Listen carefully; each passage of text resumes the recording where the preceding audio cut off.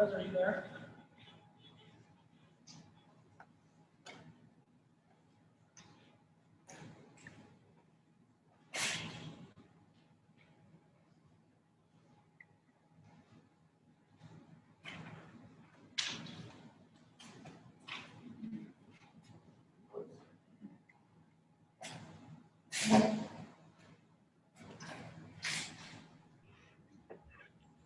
Mr. Perez, are you there?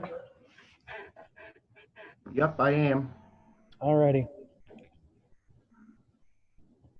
Are you going to lead us in the Pledge of Allegiance, or you want me to do that? Can you go ahead and please lead us in the Pledge of Allegiance, Mr. Bose? Yes, I will.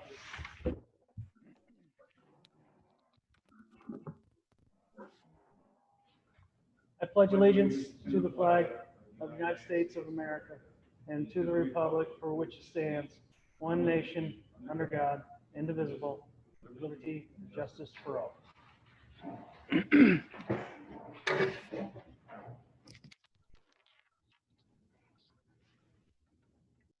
Okay, and with that, we would call the meeting to order. Can we have the roll call attendance, please, Ms. Perry? Dr. Gase.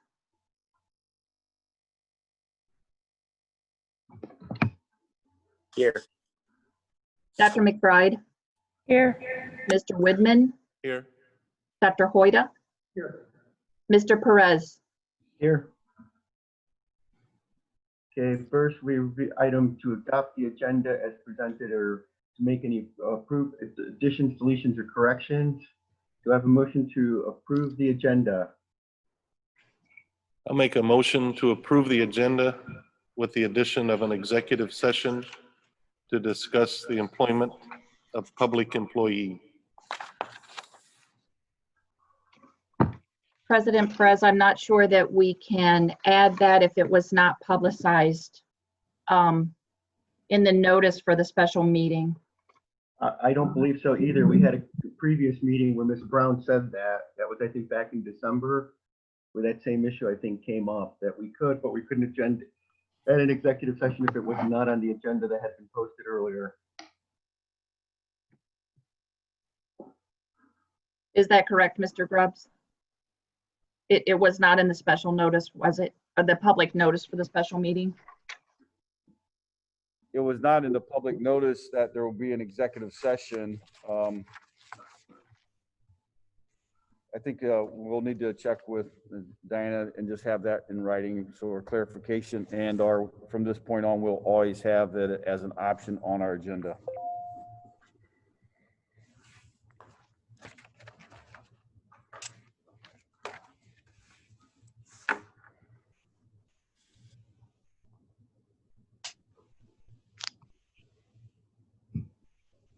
Okay, so to clarify, do we have a motion to adopt the agenda as presented minus that addition?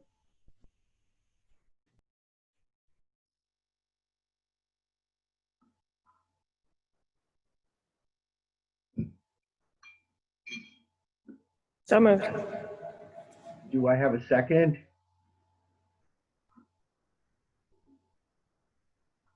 You know, this meeting's not going to go very fast if we're going to act this way, but I'll second it.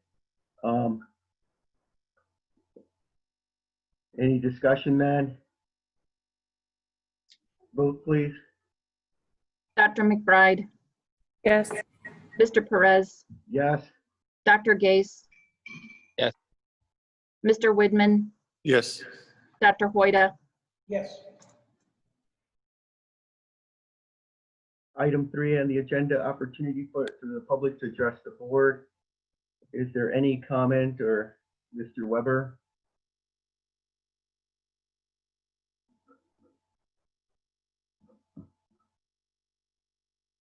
He's looking at it right now to see if there's any one that has a hand raised.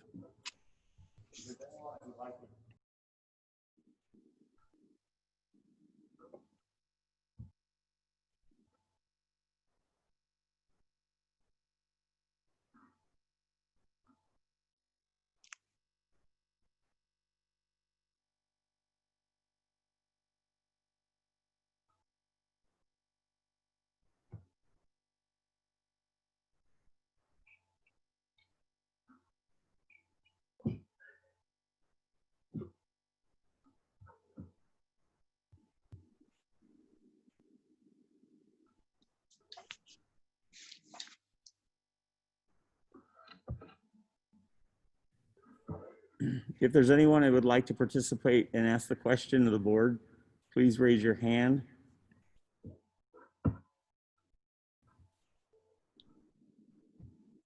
There's no one asking or raising their hand to ask a question, Mr. Perez. We have 14 guests.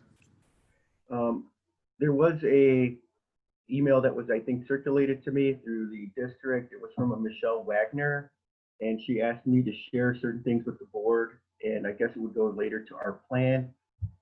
She has 2 kids, and the questions were, I think, in part one is, I think echoing some of the comments that have been on Facebook are, we have the virtual orientation for the kids coming up instead of in person at the middle school. Does that indicate that we really shouldn't, and these aren't her words, I think, but that we shouldn't have the kids in school? 2, we had the letters that went out and created the impression that we were doing staggered days for the whole year, but we were just doing staggered starts on the first 2 days. And I guess that's getting misinterpreted too. Some people believe that we're actually going to a blended model, but we're not at this point. And I guess their comments are, have we considered going to a blended or virtual or blended option at this point at the beginning? And I think that's not where we're at in our plan. I'd let Mr. Grubbs answer that. If you're, which question would you like answered, the first one or the second one? Either, both probably. Well, obviously the second question was, you know, are we considering? I think we consider everything, and everything changes every single day. Right now our plan is to go in person. The purpose of going 50% the first day and 50% the second day is just so we have an opportunity to work with our kids a little closer and have the opportunity for them to learn the processes that we're going to try to teach them, instead of having a full capacity on that first day, which would make it much more difficult to do. In the same way, at the second day, we used 50% of the kids, and so it's a smaller group for us to, you know, to train the new process, you know, the new procedures that we're going to have to follow, instead of having 100% of the kids in the building. So then the third day, which we would have everyone, and it's just going to make it easier for everyone to learn the new procedures that we're going to have to follow the school year. The option of doing something hybrid and our total remote is always still on the table. I think us starting September 8th gives us some time here as well to see how things are going to continue to go, whether it's going to be positive or negative with the number of new cases as they come about. With many schools starting next week in the state of Ohio, again, that's going to help us to make some determinations as we move forward. I hope that clears it up. I think so. Thank you. Actually, I think it answered both questions. And then if Mr. Weber, anybody raising their hands?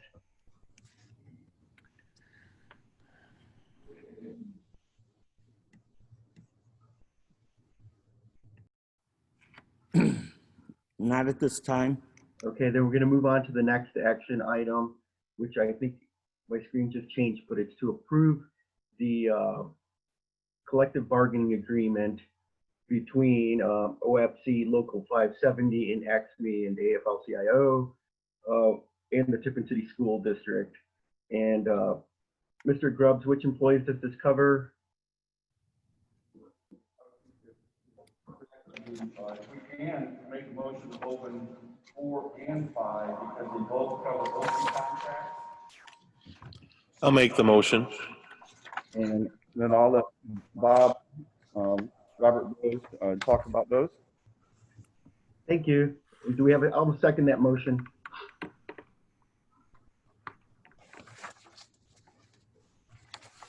And Mr. Rose, would you like to discuss these contracts? Yeah, the 570 is the food service and the 571 is the classified staff or educational aides. We met with the leaders of both of those unions late last month. And, you know, I want to thank Deb Moon and Brad Fuhr, Jean Dom, Gretchen Heminger, who represented their unions, and along with Chris Griffith, their legal counsel. And it was a pretty seamless and smooth negotiation. You know, their salary increases and insurance reflect exactly what TEA had received last month in their negotiations and their contracts.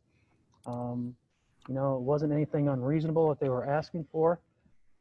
Again, it was a very smooth process, and I want to thank our team as well, Jennifer Kuhn, Jim Craycraft, and Diana Brown, working on behalf of the board. So we got that to you, I believe, on Tuesday. Diana had finished up the final copies and forwarded those to me, and I believe I sent those out Tuesday. Are there any questions on your end?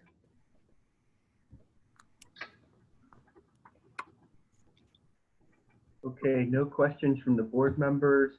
No discussion then. Can we have a vote, Ms. Perry? And that's for both of those, 5 and 6. Mr. Widman,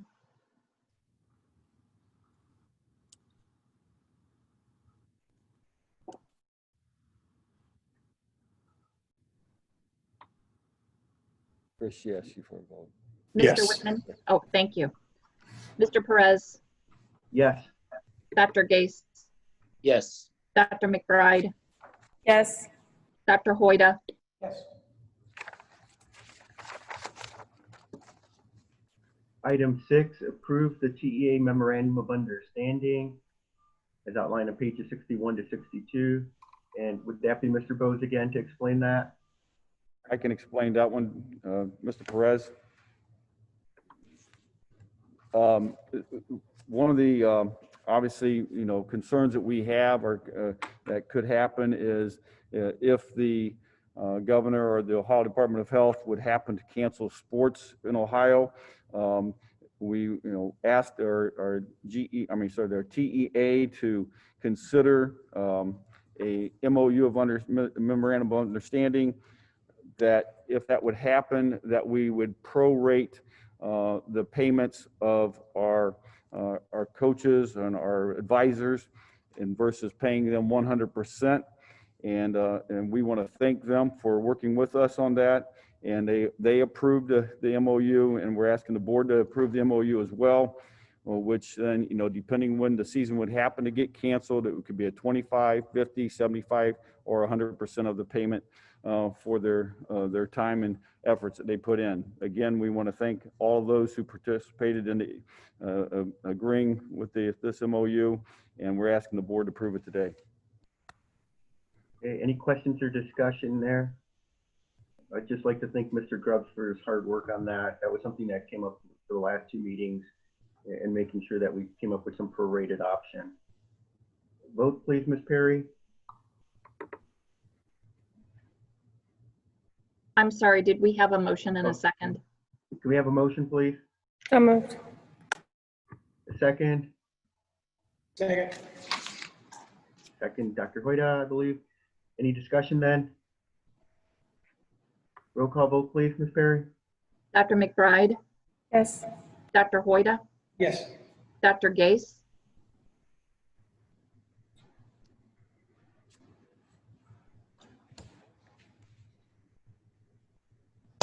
Yes. Mr. Widman, Abstain. Mr. Perez, Yes.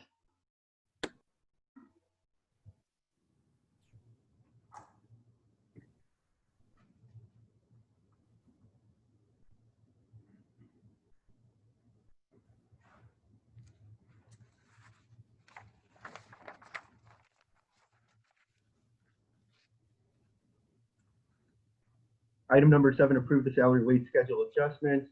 I believe that this just brings those administrators in line with the same raises that we gave all the other employees, correct, Mr. Grubbs? That is correct. This is for those who do not fall underneath any type of collective bargaining agreement. I always call it like a Me Too clause for those folks who are not covered. It provides them the exact same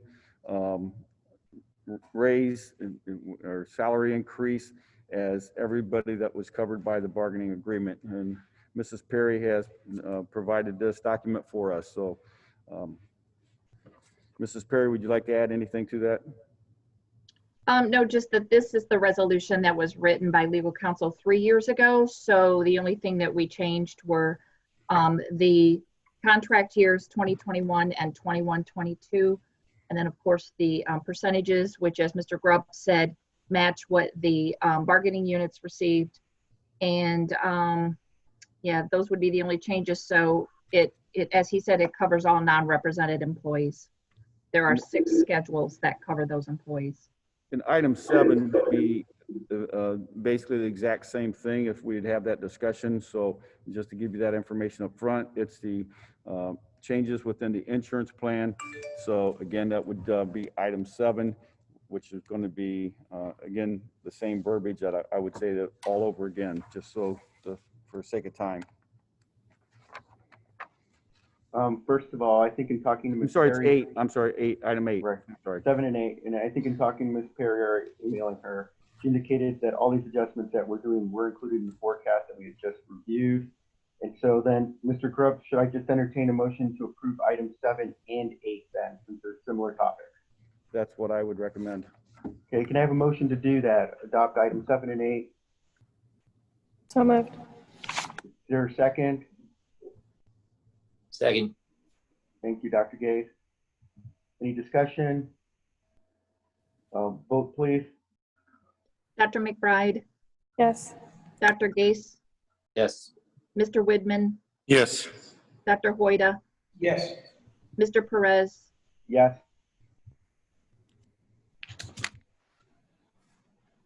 And that takes us to item 9, approve the revised board policies, and that's all the changes that we've had to make regarding the Title IX.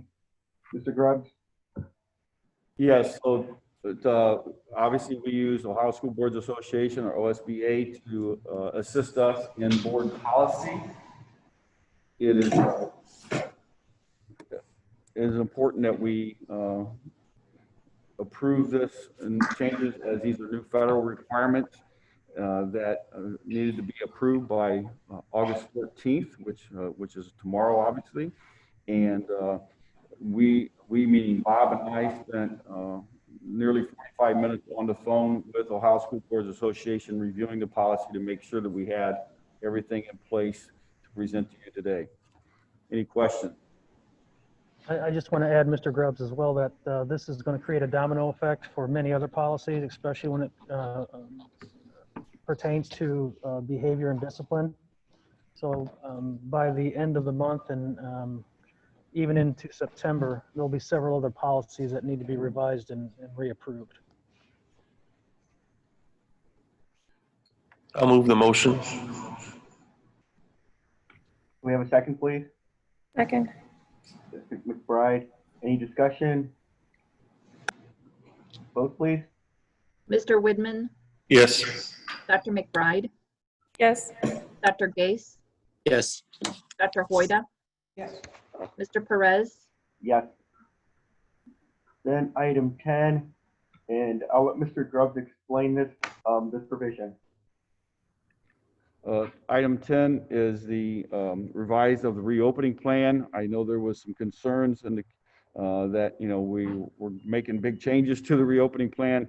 Obviously, the reopening plan can change at any time based on the latest and greatest updates. So the only change in this is where the requirement of face masks by all, which was not a requirement when the plan was originally put in place. And because of the new mandate that came out from the governor, we had to make some changes to the plan, and that's the only changes within this plan. And they're in bold, so you should be able to see those. And I thought this plan also gave you the discretion to make some changes without us.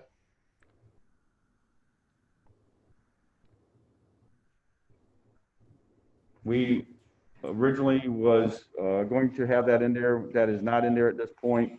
We will be probably bringing it back to you again, because as we know, there will be more changes in the regular board session at the end of the month. Okay, because, yeah, I just want us to be able to be flexible, and I think if you needed that kind of discretion, I think that's something we have to consider.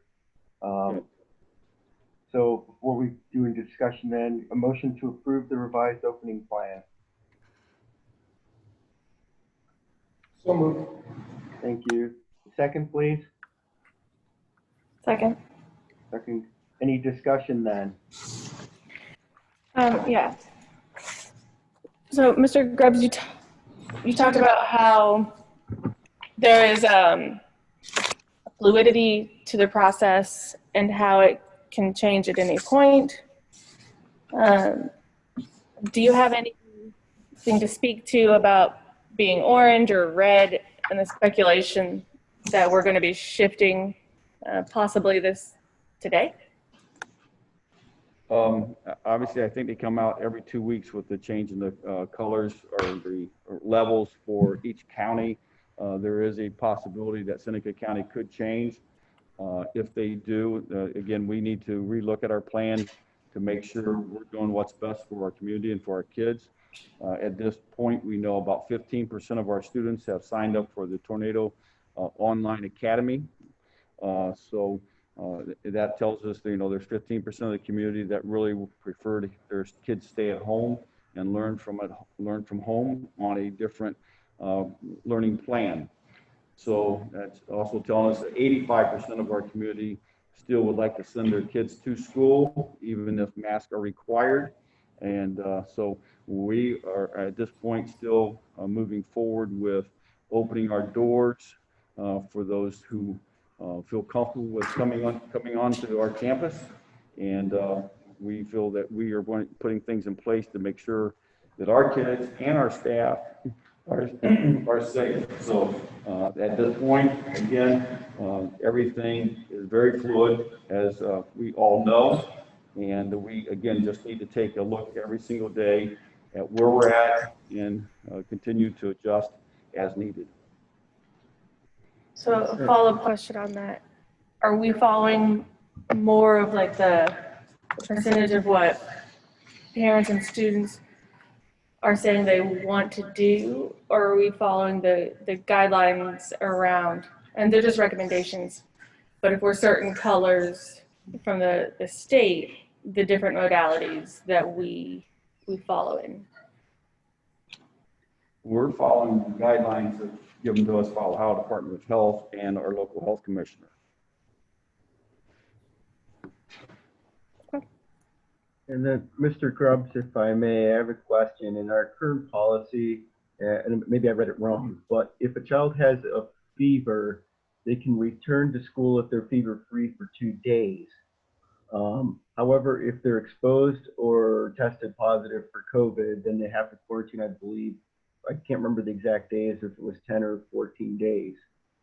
Are we going to be allowing kids just to say they have I have a fever, I took a fever reducer, I've been clear for 2 days, I don't have to do quarantine, I'm just coming back? Is this just us not wanting to know that they had or didn't have COVID?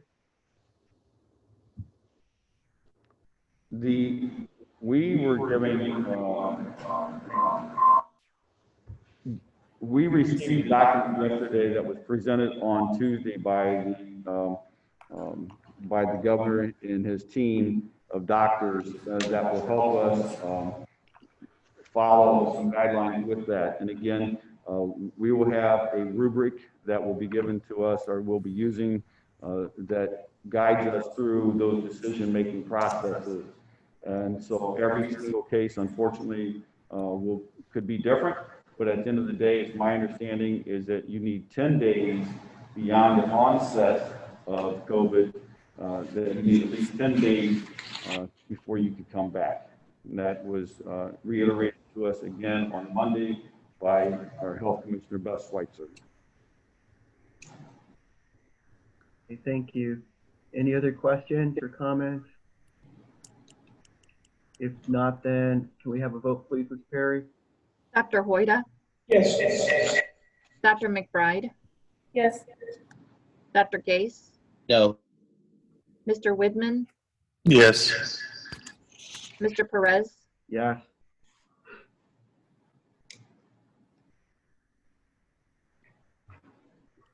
I believe the next item, we didn't have anything scheduled for board discussion.